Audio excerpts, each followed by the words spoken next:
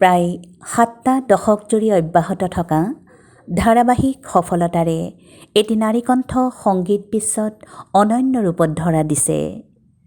সেই নাৰীকণ্ঠৰ সন্মোহিনী শক্তিৰ আৱেশত সংগীতপ্ৰেমী আজীৱনৰ বাবে বন্দী। সেই বন্দিত্বত আছে আকাশ চুব খোজা বৰ্ণিল অনুভৱ। সেই যাদুকৰী কণ্ঠেৰে নিগৰিত হৈছে 7 সহস্ৰাধিক গীতিসম্ভাৰ। জীৱনৰ বিভিন্ন ৰঙক প্ৰতিনিধিত্ব কৰা এই গীতিসম্ভাৰ দৰাচলতেই এক গীতিদৰ্শন। কায়িক জীৱনৰ পৰিধি অতিক্ৰমী জয়গান ৰচা এই নাৰীৰ নাম লতা মংগেশকাৰ। হিন্দী চলচ্চিত্ৰৰ সংগীত সাম্ৰাজ্যৰ সুৰ সাম্ৰাজ্ঞী লতা মংগেশকাৰ।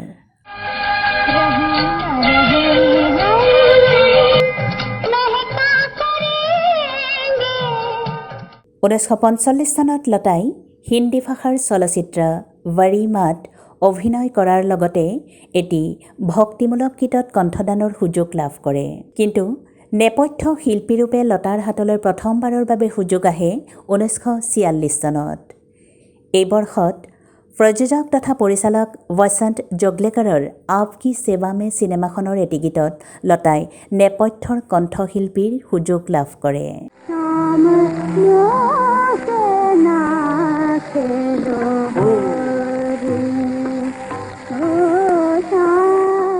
এই গীতটিয়ে কিন্তু লতাৰ হাতলৈ কিঞ্চিতো সফলতা নানিলে।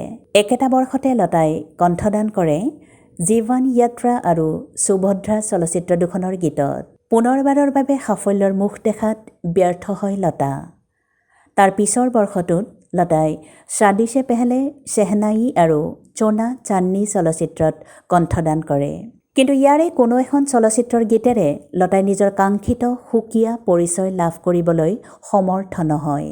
ব্যৰ্থতাৰ এই সময়তে লতাৰ জীৱনৰ সোপান ৰচোতা মাষ্টাৰ গোলাম হায়দৰে ভৱিষ্যতবাণী কৰে এনেদৰে, এই ছোৱালীজনীয়ে এটা সময়ত সকলোকে অতিক্ৰম কৰি আগুৱাই যাব, আনকি জনপ্ৰিয়তাৰ শীৰ্ষত থকা নুৰজাহানকো চেৰ পেলাব।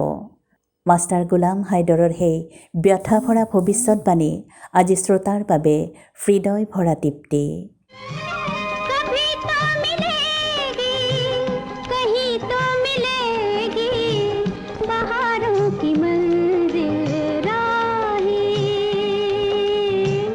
সকলো ঘটনাৰ বাবে প্ৰকৃতিৰ বুকুত একোটা নিৰ্দিষ্ট সময় বন্ধা থাকে।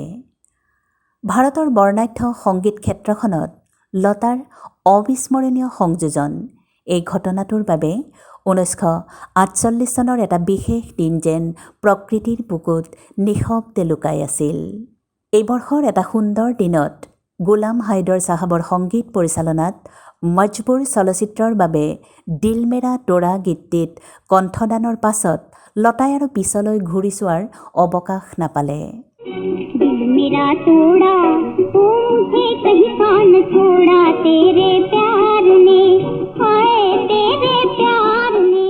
জীৱনটোৰ 19টা বসন্ত গৰকাৰ অন্তত প্ৰকৃতিৰ বুকুত বন্ধা লতাৰ নিজস্ব সময়কণে লতাৰ দুহাতত ধৰা দিয়েহি এইটি বৰ্ষতে।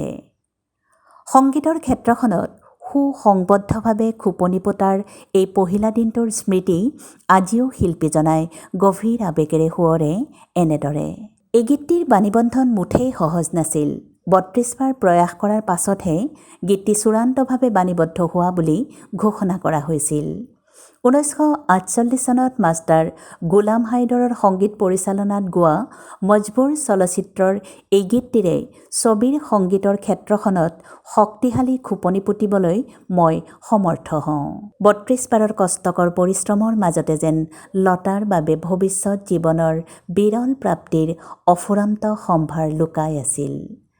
কাৰণ বাণীবন্ধনৰ দীঘলীয়া প্ৰক্ৰিয়াটোত উপস্থিত আছিল সেই সময়ৰ দিগ্গজ সংগীত পৰিচালক হুছনলাল ভগতৰাম, নৌশাদ, খেমচান্দ প্ৰকাশ আৰু অনিল বিশ্বাস। শাস্ত্ৰীয় সংগীতৰ ভিত্তিত ৰচনা কৰা দিল মেৰা তোৰা গীতটিত লতাৰ অপূৰ্ব গায়ন শৈলী আৰু মধুৰ কণ্ঠৰ অনন্য আবেদনে উপস্থিত সুৰকাৰ কেইজনাক মোহাচন্ন কৰি পেলায়।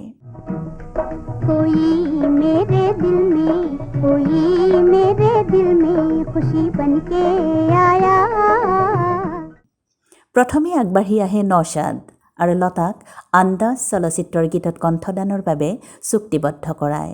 নৌচাদৰ প্ৰত্যয়ক আন্দাজে সসন্মানে আদৰিলে। আন্দাজৰ লতাৰ কণ্ঠৰ গীতে শ্ৰোতাৰ মন মুহি পেলায়। ইয়াৰ পাছত সংগীত পৰিচালক ভগতৰামে লতাক ৱৰী বেহেন চলচ্চিত্ৰত কণ্ঠদানৰ বাবে চুক্তিবদ্ধ কৰায়।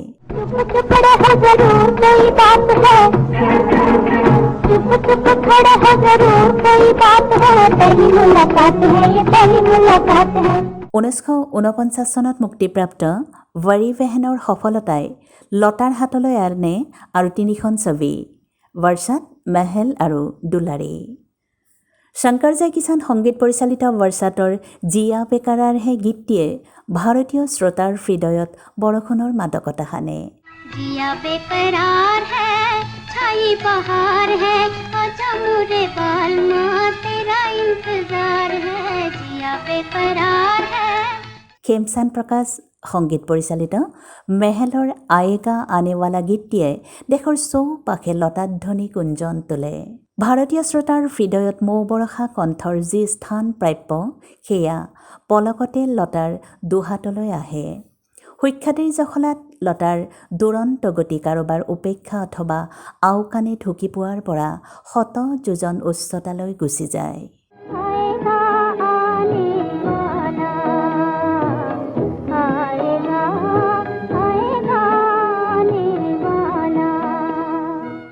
চল্লিছৰ দশকৰ শেষৰ বৰ্ষটোৱে লতাজীৰ দুহাতত তুলি দিয়া আশাতীত সফলতাই শিল্পীগৰাকীৰ শৈল্পিক যাত্ৰাৰ সকলো প্ৰাচীৰ যেন নিমিষতে আঁতৰ কৰি পেলায়।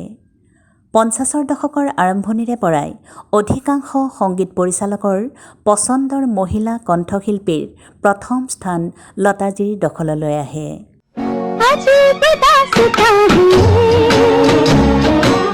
50, 60 আৰু 70ৰ দশকত চৌদিশে গুঞ্জিত হৈ থকা লতা সংগীতৰ উজ্জ্বল ধ্বনি 80ৰ দশকৰ পৰা কিছু পৰিমাণে স্তিমিত হ'বলৈ আৰম্ভ কৰে। 3টা দশকত নিৰ্মিত চলচ্চিত্ৰৰ অধিক সংখ্যকৰ বাবে অপৰিহাৰ্য পৰ্যায়ৰ হৈ পৰা শিল্পীগৰাকীৰ 80ৰ দশকৰ পৰা ছবিখনৰ পৰিৱৰ্তন হ'বলৈ লয়। সংগীতৰ পৃথক আৰু নতুন শৈলীয়ে হাতবাউল দিয়া 80ৰ দশকত নতুন সংগীত পৰিচালকৰ লগতে কেইবাগৰাকীও নতুন কণ্ঠশিল্পীৰ আগমন ঘটে। নতুন কণ্ঠশিল্পীৰ আগমন আৰু সংগীতত নতুনত্ব প্ৰয়োগৰ ধামখুমীয়াত লতাজীৰ একচেটীয়া সংগীত যাত্ৰা সময়ে সময়ে ব্যাহত হয় যদিও এটা নিৰ্দিষ্ট গতিত শিল্পীগৰাকীৰ সংগীত যাত্ৰা আগুৱাই থাকে। য'ত য'ত লতাকণ্ঠৰ উপস্থিতি ঘটিল ত'ত ত'ত শিল্পীগৰাকীয়ে চমক সৃষ্টি কৰিয়েই থাকিল।